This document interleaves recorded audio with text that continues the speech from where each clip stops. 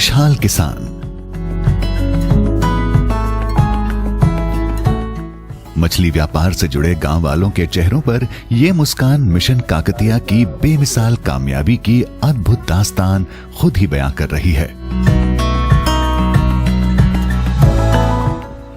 मई जून के महीने में तपती गर्मी के बीच चारों ओर हरियाली देखकर यकीन नहीं होता कि वारंगल और आसपास के इन इलाकों की पहचान महज कुछ साल पहले तक सूखाग्रस्त क्षेत्र के तौर पर होती थी, लेकिन हालात बदल गए हैं। मिशन काकतिया ने बंजर इलाकों को लहलहाते हरे भरे खेतों मैदानों में बदल दिया है।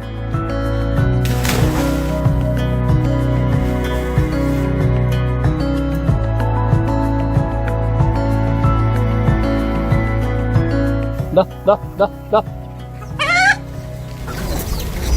दा दा दा दा दा दा दा 51 साल के नरसिम्हा रेड्डी धान उगाते हैं, साथ में मुर्गी पालन और दूध का व्यापार भी कर लेते हैं।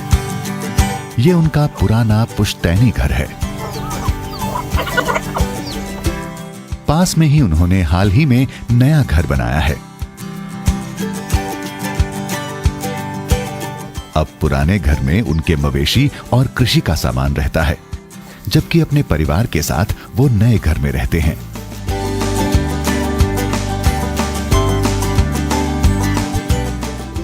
जहां अभी धान की फसल बोने की तैयारी चल रही है। धान के बीज बोरियों में भरकर खेत में ले जाना है। इसमें उनका बेटा अखिलेश्वर रेड्डी उनका हाथ बटा रहा है, जो MBA की पढ़ाई करता है। आप अपने पिता की क्या इसी तरह हमेशा मदद करते रहते हैं? हाँ, फिलहाल तो कर रहा हूँ जब तक MBA का स्टूडेंट हूँ, लेकिन एक बार पढ़ाई पूरी हो जाएगी, उसके बाद पता नहीं मैं ये सब कर पाऊंगा या नहीं।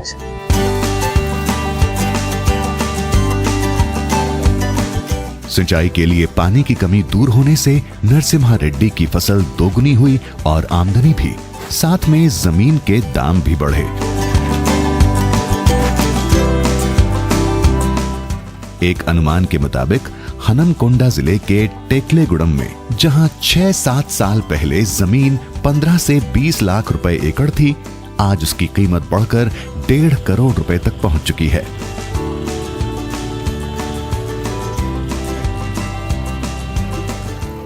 नरसिम्हा रेड्डी अब धान के बीज के साथ अपने खेत में अगली फसल की तैयारी में जुट गए हैं।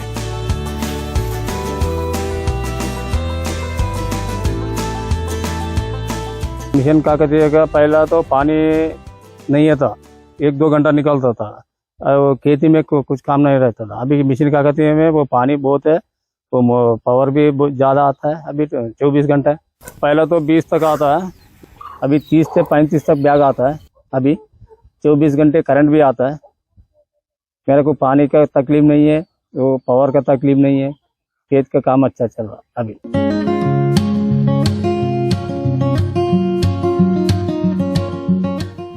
मिशन काकतिया की कामयाबी की कहानियां सुनाते नरसिम्हा रेड्डी जैसे किसान आपको किसी भी गांव में मिल जाएंगे।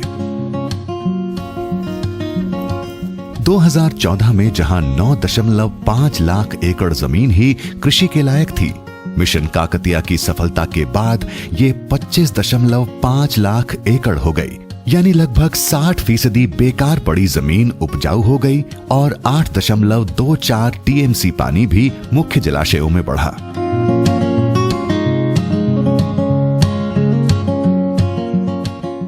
इससे जमीन के दाम भी कई गुना बढ़े, 15 से 20 लाख रुपए एकड़ से बढ़कर 1.5 करोड़ तक।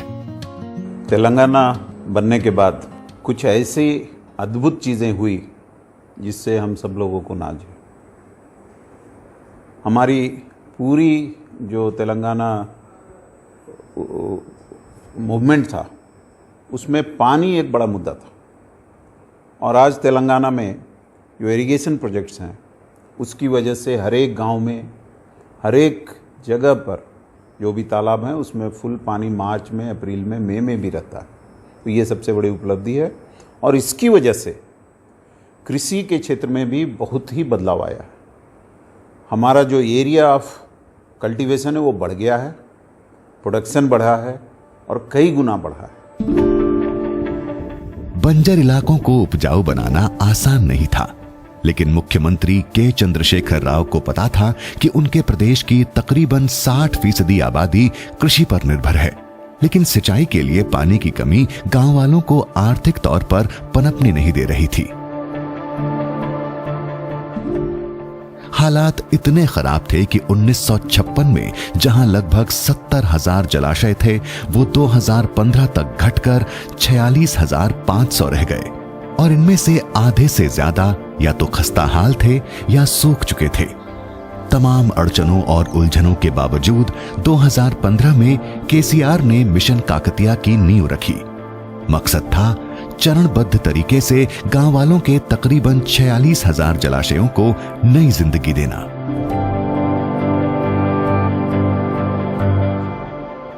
हर साल चरणबद्ध तरीके से लगभग 9,000 जलाशयों की मरम्मत की गई, कुछ को नए सिरे से बनाया गया। Kaleshwaram lift irrigation project mission Kakatiya के लिए भी वरदान साबित हो रही है।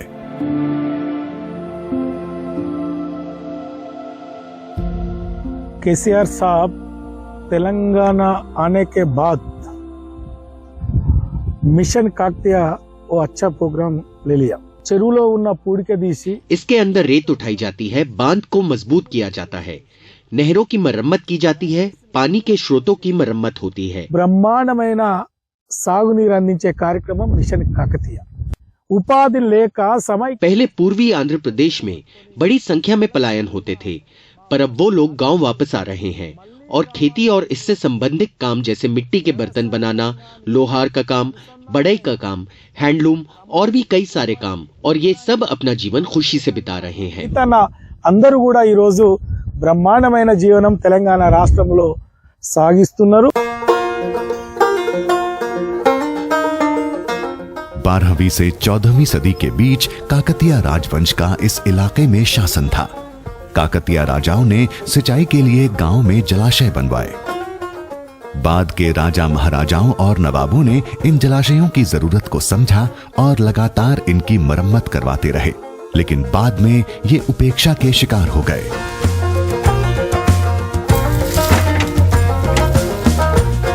लेकिन मुख्यमंत्री की बागडोर संभालते ही केसीआर ने मध्यकाल की इस धरोहर को नई जिंदगी देने का फैसला किया, और ये उनकी सरकार की पहली महत्वाकांक्षी परियोजना थी, जिसकी शुरुआत 2015 में हुई और देखते ही देखते बंजर भूमि ने हरियाली की चादर ओढ़ ली।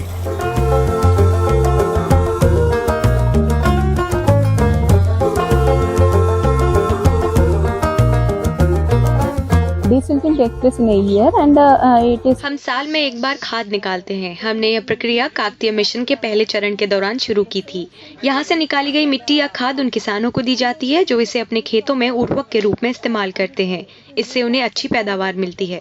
जलाशयों में जमा कीचड़ को हटाने और उनकी साफ सफाई करने से जलाशय की गहराई बढ़ जाती है और टैंक की क्षमता भी बढ़ जाती है। कैपेसिटी ऑफ द टैंक में भी इंक्रीज्ड।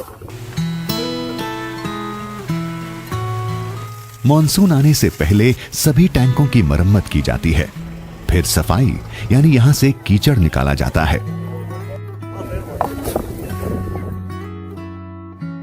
अब टैंक का सर्वे किया जा रहा है, ये पता लगाने के लिए कि कहां-कहां से उपजाऊ कीचड़ निकालना रह गया है।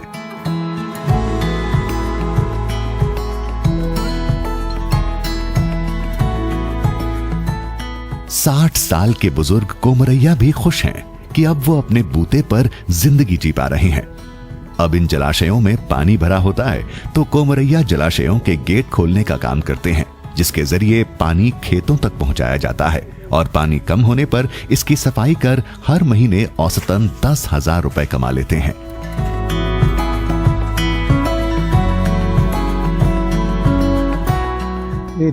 हमारी आजीविका पूरी तरह से इन झीलों पर ही निर्भर है।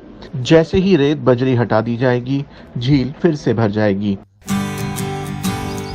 इन जलाशयों के पुनर्निर्माण से लगभग 25 लाख हेक्टेयर जमीन सिंचाई के लिए तैयार हुई। कपास, धान और मकई की पैदावार बढ़ी और खेती के दायरे में आने वाली जमीन भी। इन फसलों को पानी की काफी जरूरत होती है। कुछ टैंकों को रीडिजाइन किया गया और इन टैंकों से निकले कीचड़ की उर्वरता का करिश्मा खेतों में दिखा। जब कपास की खेती कर रहे किसानों की खाद पर प्रति एकड़ 2500 से 3000 रुपए की बचत हुई और प्रति हेक्टेयर लगभग 1000 किलो कपास की पैदावार भी बढ़ी। पानी मिलने से जीव जंतु भी खुश हैं। उरुबातु यानी जंगली बतखों का ये परिवार अटखेलियां कर रहा है।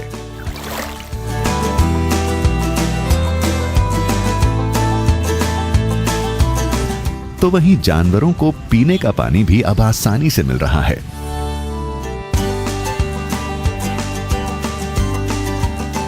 और इन दोनों को गर्मी कुछ ज्यादा ही लग रही है।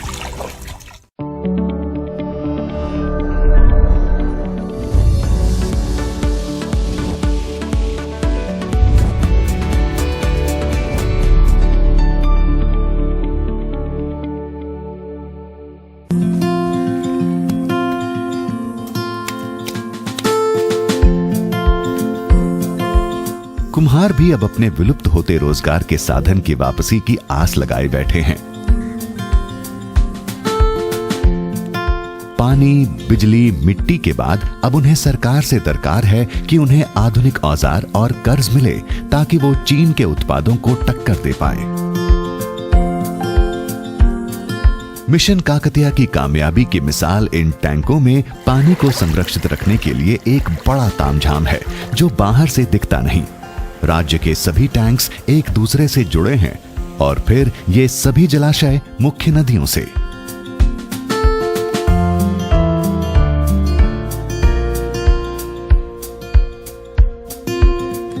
लोकल स्ट्रीम्स रहते हैं, लोकल कैचमेंट एरिया रहता है। अभी इसको जो है गोदावरी बेसिन बोलते हैं। गोदावरी बेसिन में अनंत सागर स्ट्रीम बोलकर ये लोकल स्ट्रीम रहता है। लोकल स्ट्रीम से ये जो कैचमेंट पूरा मिला के ये जो तालाब में पानी आता है। ये जितने भी तालाब है काकतिया की टाइम में क्या हुआ कि चेन लिंकिंग प्रोग्राम के हिसाब से बना हुआ है कि जैसा एलिवेशन के हिसाब से एक तालाब जब बढ़ता है यानी बारिश के हिसाब से, जब बारिश होता है मानसून में एक तालाब फिल हो जाता है अप टू बर्म लेवल। उसके बाद नीचे एक दूसरा टैंक रहता है, वो टैंक में फिल हो जाता है। उसकी सरप्लस से तीसरा, चौथा, पांचवा, ये सब पूरा चेन लिंकिंग टैंक्स बना हुआ है। ये लोकल स्ट्रीम और लोकल कैचमेंट के हिसाब से टैंक पूरा भरता है।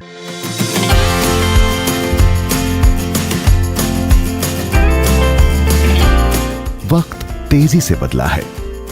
किसानों के खुदकुशी के मामले काफी कम हो गए हैं और लबालब भरे जलाशयों ने यहां के लोगों की जिंदगी को नई रफ्तार दी है।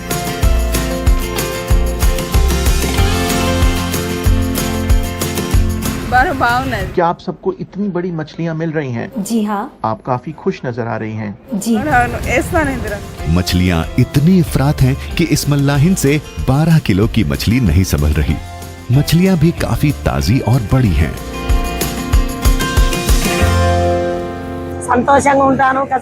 हम बहुत खुशी से ही जी रहे हैं। 55 साल की मल्लाहिन दुबा समक्का अपनी आमदनी से फूली नहीं समा रही। तालाबों और दूसरे जलाशयों में पानी की वजह से मछुआरों की भी जिंदगी बदल गई है।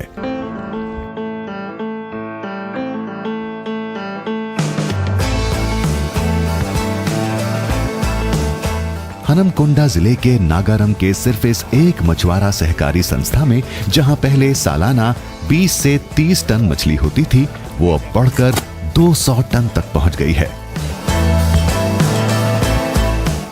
थिलापिया नाम की ये मछली वीड फिश के तौर पर जानी जाती है और इसके लिए मछलियों के बीज की जरूरत नहीं होती। इनकी मांग सबसे ज्यादा पश्चिम बंगाल और महाराष्ट्र में है।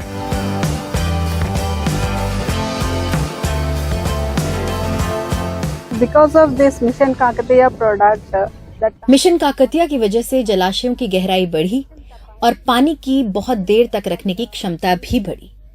इसलिए गांव के लोग अब मछली पालन की तरह तेजी से आकर्षित हुए हैं और उनकी आय भी कई गुना बढ़ी है। पहले जहां 1 एकड़ में 200 से 300 किलो मछली पैदा होती थी, अब ये 1 टन तक होने लगी है। increase like anything 10 times.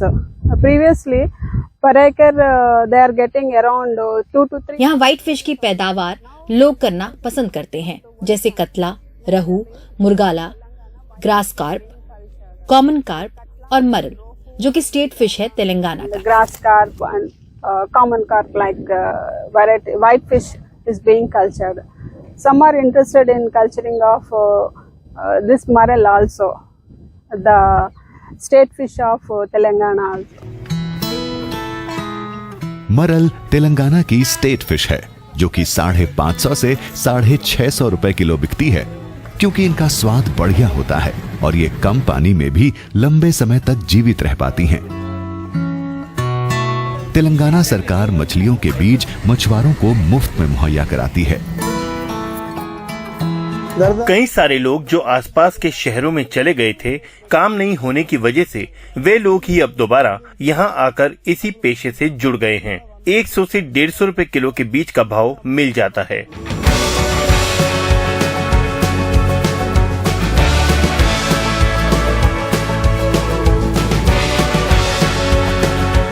तालाबों में मछलियां बढ़ी हैं तो यहाँ के जलाशय पक्षियों के आशियाने बन गए हैं। खूबसूरत चमकीले जलकाग यानी कॉर्मोरेंट का झुंड मछलियों के शिकार के बाद अब पाकाल लेक में आराम कर रहा है।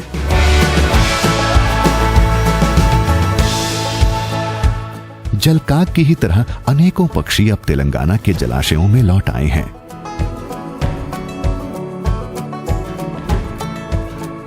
Mission Kakatiya is not only giving the mission Kakatiya से सिर्फ किसानों को भी फायदा नहीं हो रहा है, बल्कि कई सारे क्षेत्रों में इसका सीधा असर देखा जा सकता है। पक्षी इन इलाकों में इसलिए आ रहे हैं क्योंकि उन्हें शांत जगह चाहिए, उन्हें खाने के लिए फूड चाहिए और निचली सतह रहने के लिए चाहिए। निच so like that they will come and they will attract this areas. कुछ दुर्लभ पक्षी जो कि वापस लौट आए हैं, उनमें lesser bar headed goose, spotted pelicans, yellow hood green pigeons, dusky eagles, painted storks और open bills white and black ibis और वूली नेक्ड स्टोक शामिल हैं। And black ibis, woolly necked storks, these are the main birds are coming.